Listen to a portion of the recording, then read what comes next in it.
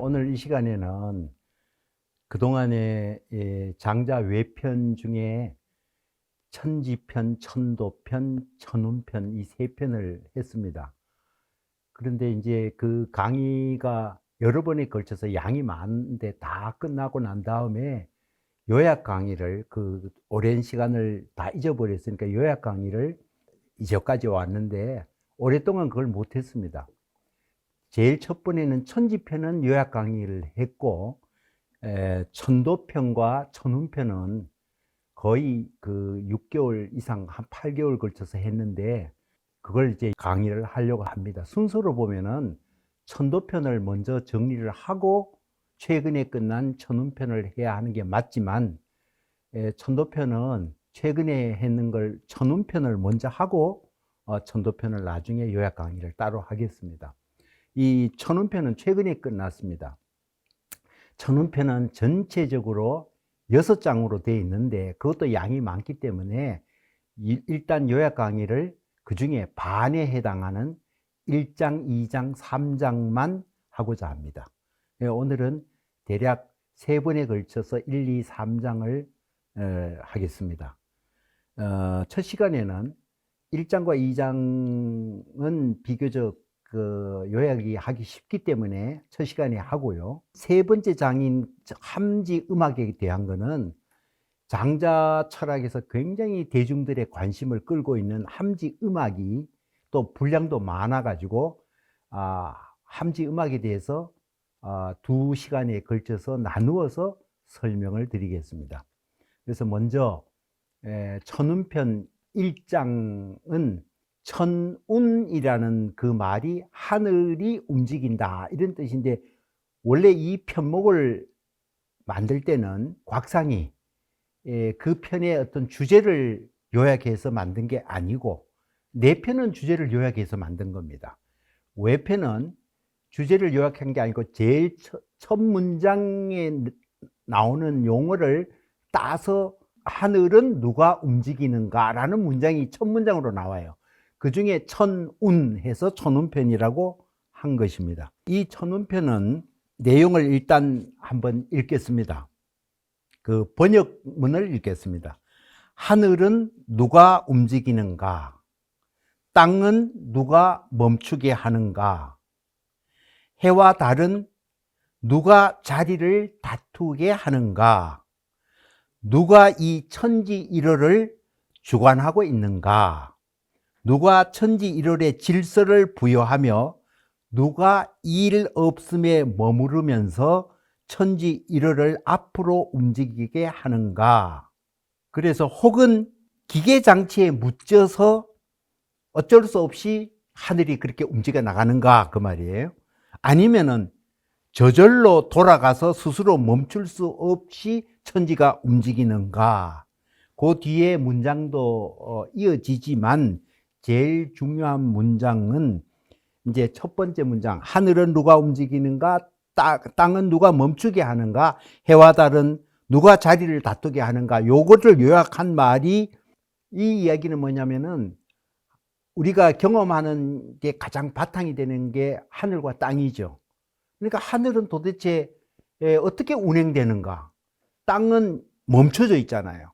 그러니까 멈추게 하는 자가 누군가 있다 이 말이에요. 그래서 이 문장의 앞에 세 가지 물론, 그리고 해와 달은 계속 해가 뜨면은 달이 없어지고 해가 지면 달이 떠오르니까 그걸 이제 자리는 다툰다라고 말하죠. 해와 달이 계속 왔다 갔다 하고 떴다 졌다가 이렇게 하니까 이렇게 움직이게 하고 이 자연 질서를 만드는 자가 누구인가 라는 질문이에요. 그래서 여기에서 누가가 중요하죠. 그러니까 이 천지자연을 움직이는 주제자가 과연 있는가, 이렇게 질문을 요약할 수가 있습니다. 그런데 그 다음에 이어진 문제는 주제자가 있건 없건 우리가 눈 떠야 될 것은, 주제자가 계속 이 주제하고 관리하지 않는다면은 이렇게 생각해 볼 수 있지 않느냐 이 말이에요. 저기에 자연의 어떤 규칙이나 질서를 마치 컴퓨터 프로그램을 짜듯이 자연이 움직이게 하는 프로그램을 짜가지고 집어넣었는데 그게 운행의 질서란 말이에요. 그러니까 누가 주관하지 않더라도 그 질서에 의해서 계속 움직이지 않는가, 이렇게 해석할 수 있는 게 그 다음에 읽은 거예요. 그게 누가 천지일월에 질서를 부여하며 누가 일 없음에 머무르면서 천지일월을 앞으로 움직이게 하는가. 질서를 부여한 게 누구냐라고 물으면서 그 질서에 의해서 움직일 수도 있다 하는 질문이에요. 그래서 여기는 이 물음 속에는 주제자 누가 하는 거하고 규칙이나, 이 자연에는 규칙이나 질서가 있다, 이렇게 말하는 거하고, 또 하나는 질서가 있건 또는 주제자가 있건 계속 진행하게 하는 움직이는 근본적인 움직이는 힘은 어디에 있는가, 이 세 가지 질문으로 요약해 볼 수 있어요. 그래서 이 물음이 1장에 물음이 답을 요구하고 있죠. 물음 속에 답이 있죠. 어떻게 이야기하면은.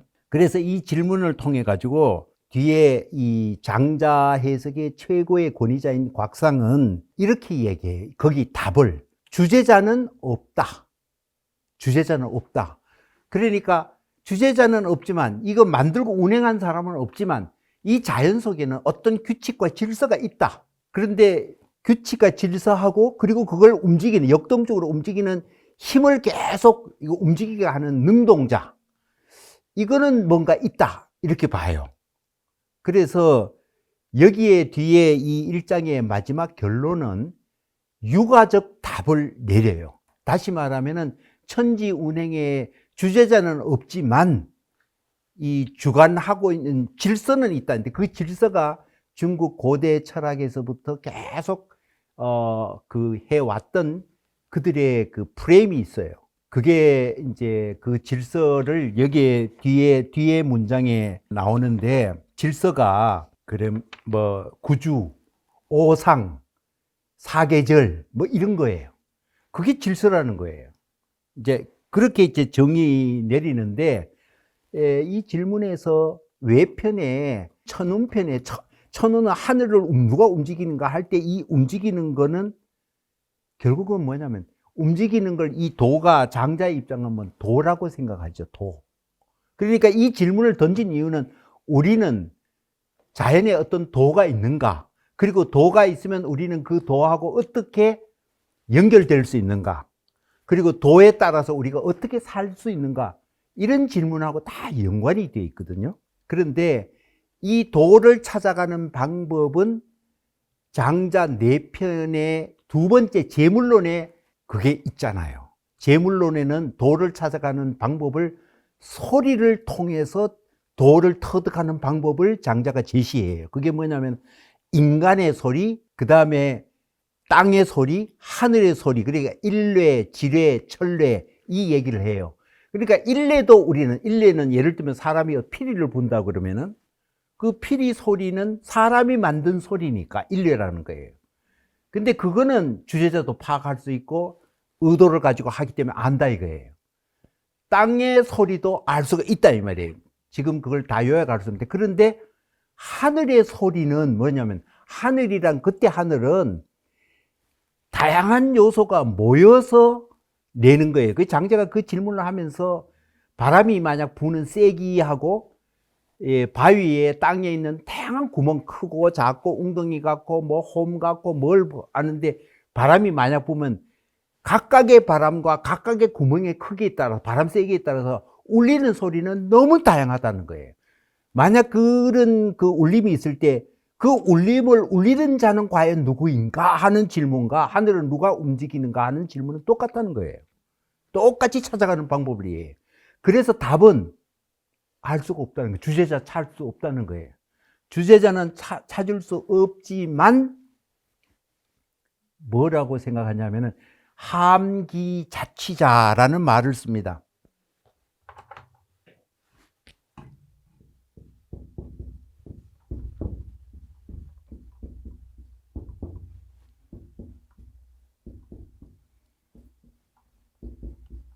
이런 말을 써요. 그러니까 여기서 이게 중요해요. 이 말이 왜 중요하냐 하면은, 여기다.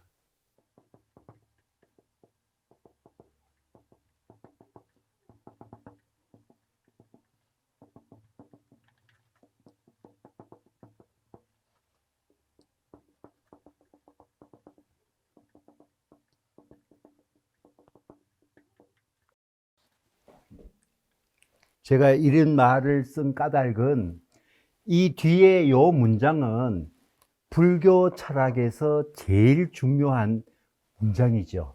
불교 철학적인 기초를 만들고 후세에 가장 영향을 끼친 게 나가르주나 용수가 쓴 중론 또는 중송이라는 책이잖아요. 그 속에 인구에 회자되는 문장이 바로 이 문장이에요. 관사제품에 나오는 중인연 소생법 아설 즉시공. 이제 보통은 이거를 앞에 중자를 자꾸 빼요.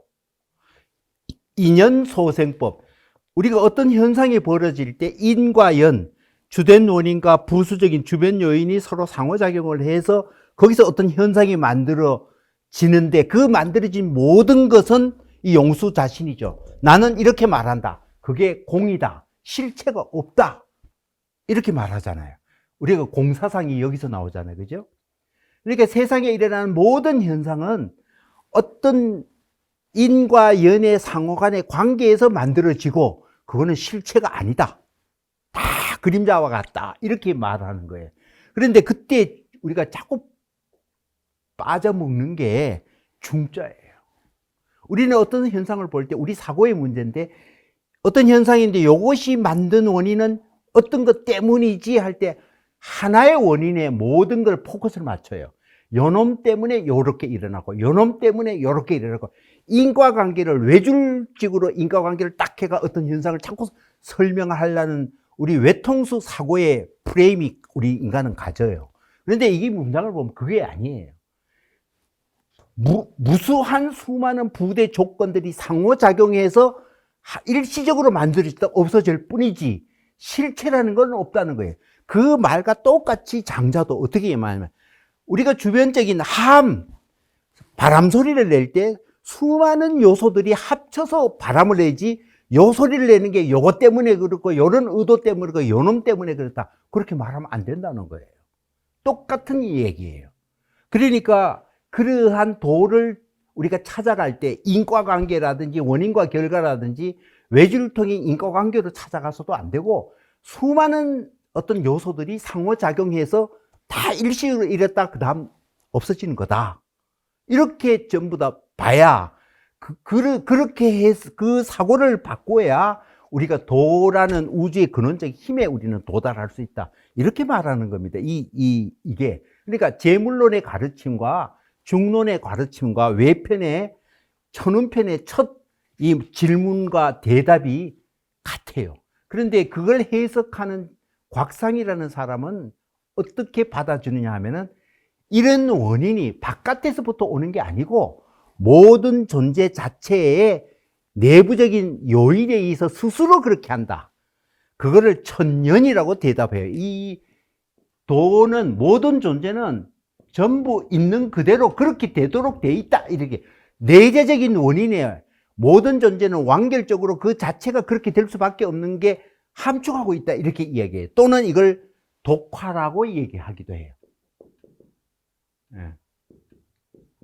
홀로 스스로 만든다. 이렇게 이야기하는데 제가 보기에는 이 곽상이라는 사람이 장자를 굉장히 잘 최고의 주석가지만 장자의 근본적인 재물론의 사상에 대한 해석이라든지 그의 독화 사상은 이건 조금 잘못됐지 않았느냐 그렇게 지금 보고 있습니다.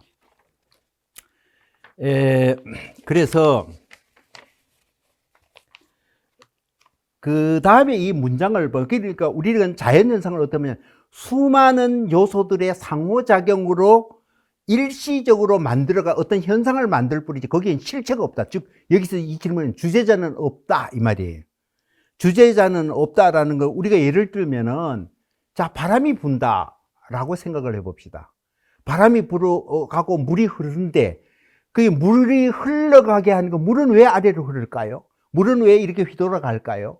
바람은 왜 저렇게 위에서 아래로 불고 좌에서 우에서 불고 뭐 동남풍이 북풍이니 뭐 다 바람이 방향 있잖아요. 그러면 바람의 방향과 쓰기 세기는 바람 자체의 내재적인 원인이 자기 힘이 스스로 계속 만들면서 움직이게 할까요?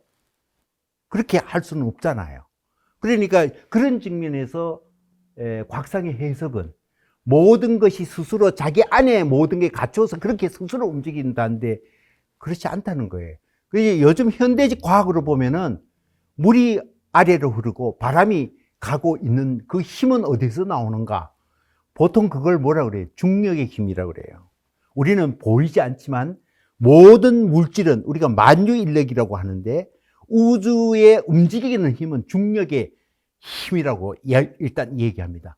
그러니까 물질은 물질 자체가 있으면 물질이 자기 물질 쪽으로 끌어당기는 힘이 고유하게 있다는 거예요. 물이 흐르는 거는 지상에 물방울하고 지구라는 거대한 땅이 전부 다 이 지구 일정한 범위에서 모든 걸 끌어당기는 힘이 낙하를 한다. 물도 낮은 거는 그런 중력의 힘에 의해서 움직이는 거다. 이렇게 설명하죠. 그러니까 중력이라는 거는 보이지 않는 오늘 현대 과학이에요.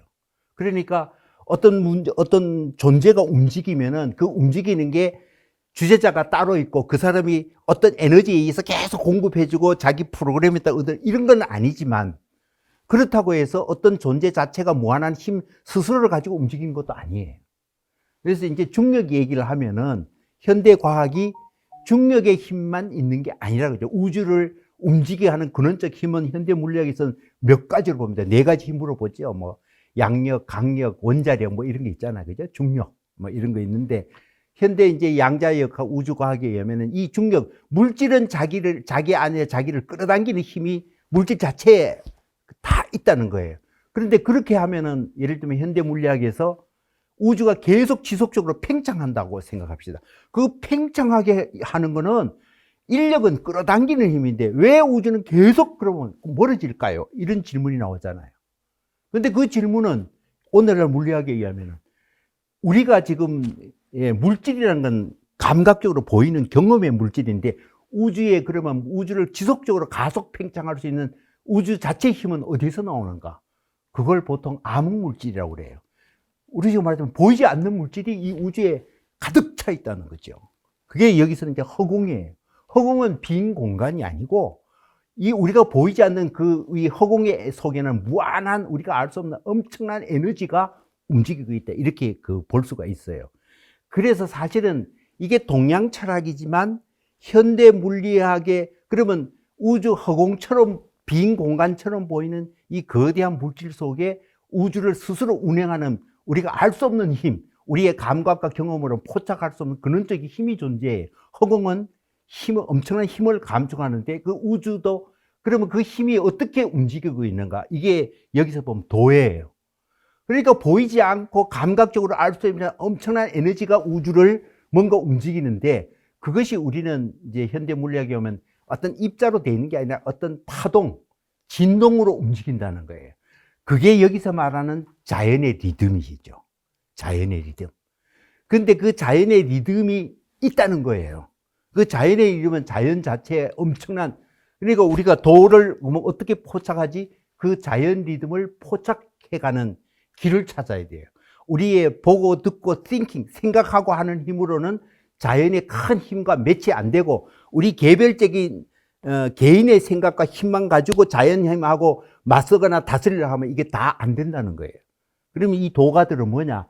우리의 이성적이고 합리적인 이 해체를 하면은 우리도 자연의 존재니까 자연 리듬을 감지할 수 있는 능력이 우리한테 있다는 거예요. 그렇게 우리를 이성이나 경험의 능력을 오히려 해체해가지고 다른 방법을 하면 우주 리듬과 우리는 동조할 수 있다는 게 장자 철학의 가르침입니다. 이게 1번에 나오는데 이 1번하고 2장이 지금 말하는 2장을 더 구체적으로 설명하는 겁니다. 그 2장에 보면은 이 2장의 내용은 재밌는 발상을 하고 있어요. 이때 두 사람의 대화가 나오는데 두 사람의 대화는 누구와 누구냐면 장자와 여기에 탕이라는 거예요. 탕은 원래 은나라를 고대 왕조를 건설한 사람이 탕임금이죠. 근데 이때 장자하고 탕하고 대화를 하면 동시대 사람이었는데 이때 탕은 장자는 전국시대 사람이니까 안 맞죠. 그래서 옛날에 은나라가 전국시대는 송나라예요. 그래서 송나라 태상의 이름, 말하자면 요즘 국무총리 하는 이름이 탕이라고 해요. 그 탕과 장자가 만나서 대화하는 내용이 나와요. 그게 2장의 내용이에요. 2장의 내용은 뭐냐면은 두 사람이 이 탕은 전통적인 물론 공자가 있기 전이죠. 탕 임금은. 그렇지만 이미 고대 정신, 공자의 일의 사상은 고대 정신에 있었던 거를 이렇게 서머리하고 핵심적인 걸 모아서 공자가 인이라고 주장했기 때문에 탕왕 때도 이 인이라는 개념이 있었는가 봐요. 여기 이야기 구조로 이해하면은. 이 두 사람이 대화를 하는데 사실 장자편에서 장자 자신이 대화의 주체로 당사자로 나오는 예는 그렇게 많지 않습니다. 예를 들면은 제물론의 마지막 끝에 그 호전몽이 할 때 장자가 꿈을 꾸었다 하고 장자 자신이 주인공, 이 얘기 주인공으로 스스로 나와요. 그리고 해자하고 대화할 때도 나오죠. 몇 번 안 나와요. 대개 이 장자는 자기 사상을 공자를 등장시켜서 공자의 입으로 보통 설명을 해요. 근데 여기는 장자가 직접 주인공으로 등장합니다. 뭐에서 이야기하느냐? 탕임금은 이 육아에 그 선조되는 육아를 공자보다 앞선 사람이니까 그 자기는 이 세상의 가치가 인이 굉장히 중요하다.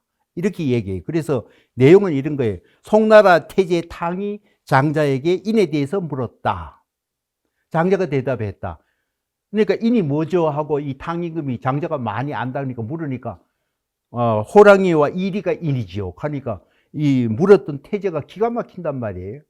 아니 짐승이 인을 가졌다 하니까 이게 도대체 말이냐. 내가 말한 건 그게 아닙니다. 적어도 인간만이 가지고 짐승과 다른 고유한 인간의 독특한 인성이라는 게 그런 인을 이야기했는데 그걸 뭐라고 그러냐면은 장자가 대답했어요.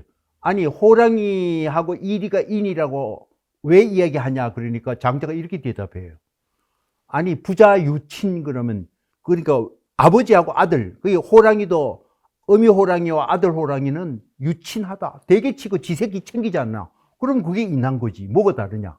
그래 이야기하니까 태제가 놀라가지고 내가 말하는 건 그런 인이 아니고 구별되는 지극한 인에 대해서 말하는 거다. 그러니까 그 장자가 또 거기에 대해서 어장을 놔요. 지극한 인은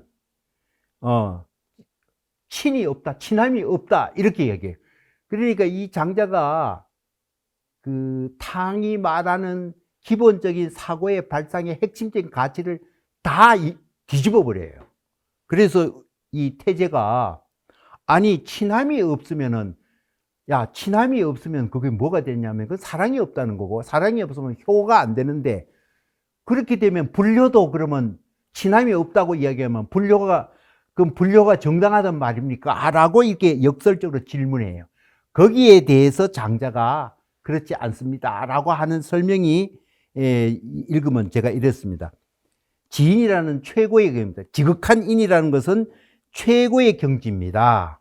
효는 참으로 말로 표현하기에 곤란합니다. 부족합니다. 이 얘기의 말은 뭐냐면은 이때 지인이라는 개념을 추상적인 개념이기 때문에 둘이 대화를 이것을 효로 바꾸어서 설명해요. 우리가 인간에서 부모를 좋아하고 공경하고 사랑 감정이 있고 그 효하는 게 굉장히 지극한 인간다운 감정인데 그럼 지인을 효라고 하면은 자 진짜 효가 뭐지? 당신이 지금 장자가 뭐냐면 태제 보고 이 탕이라는 태제 보고 하는 얘기. 당신이 말한 효는 머리에서 생각하는 효다인 거예요. 진짜 효는 다르다 이 말이에요. 그 비유를 어떻게 하냐면 예를 들어 보자. 저쪽에 북쪽에 우리가 사는데 명산이라는 어떤 큰 유명한 산이 있다 이거예요. 그런데 남쪽으로 한참 몇백 리 가서 그 산을 그 속에 명산이라는 산에 올라가면은 산이 경관이 기가 막히고 가봐라 막 마음에 천한 생각이 톡 튀고 좋다 그러는데 만약 100리쯤 뒤에 떨어져 가지고 그 명산에 산에 올라가 봐라 하고 말을 하면은 그 사람이 말로 듣는 명산에 감동하고 진짜 올라갔을 때 그게 같을까 다를까 이렇게 물어요.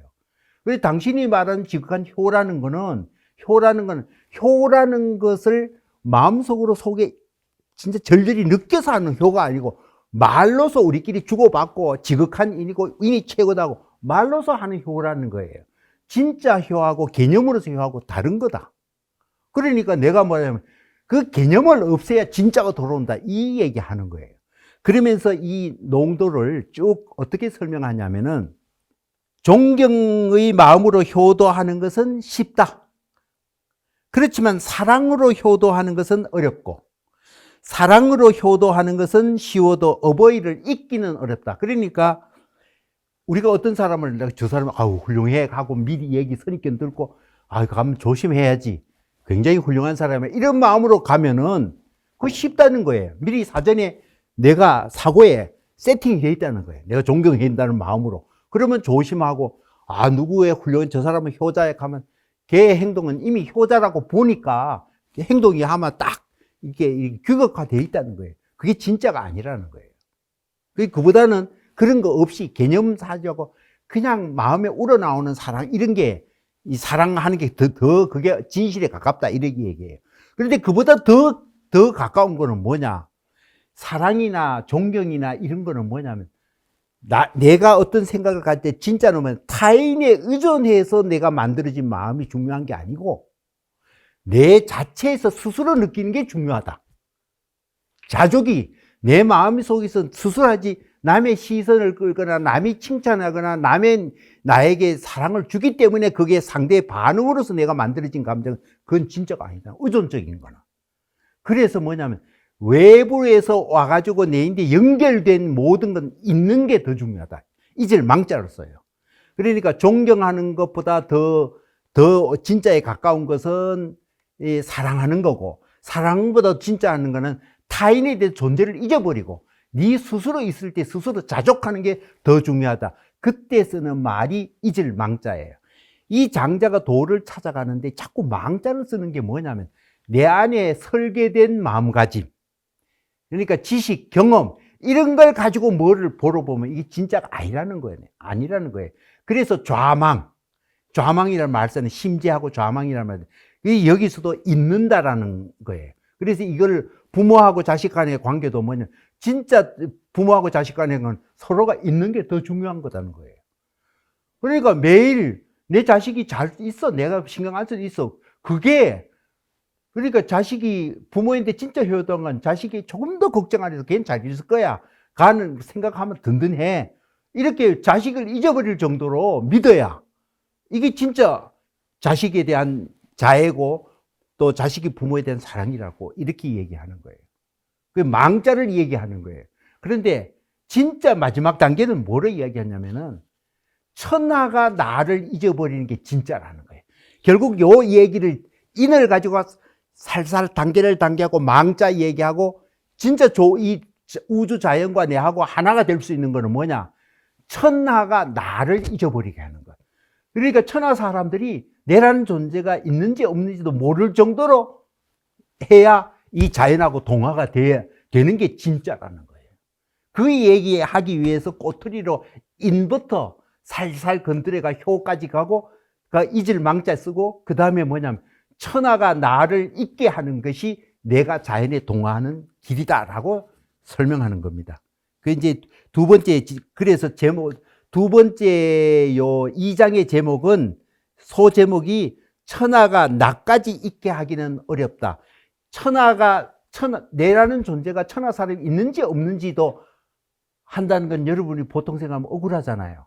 내라는 존재 가치를 세상으로부터 잊히는 것만큼 억울하기 짝이 없어요. 그런데 진짜 도의 단계는 천하 사람들이 내라는 존재가 정말 있는지 없는지도 모토록 네가 물화, 자연과 동화가 되어야 된다는 거예요. 그 지나가는 돌뿌리 하나 뭐 이렇게 막대기 하나는 우리가 있는지조차도 모르잖아요. 나라는 존재를 천하로부터 그렇게 잊게 하는 게 내 스스로가 타인의 존재를 전혀 의식하지 않고 내 자신의 존재를 스스로 느끼는 게 자연과 동화하는 제일 마지막 단계라는 걸 이 이야기로 주로 풀어가고 있습니다. 그런 이야기고요. 그래서 마지막에 이게 천하가 나를 잊게 하기는 힘든다라는 말은 2장 그 제물론의 제일 마지막 도를 우리가 제물론이라는 건 인간과 우주의 힘과 서로 일치하는 걸 갖다가 그게 이제 제물론인 거거든. 그러니까 이 우주 만물과 내하고 어떻게 하면 나란히 할 건가 할 때 장자가 제일 마지막 호전명 이야기면 결론에 내는 말이 있죠. 도가 하나가 되는 길, 그게 물화라고 얘기해요. 물화라고 얘기해. 이게 물화가 여기서는 장자 외편에는 이렇게 이야기해. 천하가 내가 이 자연의 물과 완전히 완벽하게 동화가 됐으니까 천하가 나라는 존재가 있는지 없는지도 모르게 동화됐다는 말을 이렇게 하는 거예요. 사천하 겸망아. 이 천하 사람들이 나를 잊게 하는 게 내가 물화되는 거하고 똑같은 말을, 이게 도가 하나가 되는 상태다, 이게. 그러니까 이 장은 뭐냐면은 우리가 살아가면서 육아처럼 인간들이 모여서 하면서 인간들이 서로 주고받던 감정 중에 인이라는 감정이 우리 인간들이 살아가야 아주 중요한 가치다. 인을 서로 실행하고 사는 게 삶이 보람이고 의미가 있다, 이렇게 얘기했는데 그게 아니다, 이 말이에요. 장자는 이 천하 자연의 우주 리듬과 스스로 우주 리듬과 동화돼서 스스로 자족하는 게 삶의 가치지, 사람들이 만든 인위적 가치, 인이라는 가치 속에 매도되면은 그거 옳은 게 아니다 라고 말하는 게 1, 2장의 요약입니다. 첫 강의는 이것으로 마치겠습니다.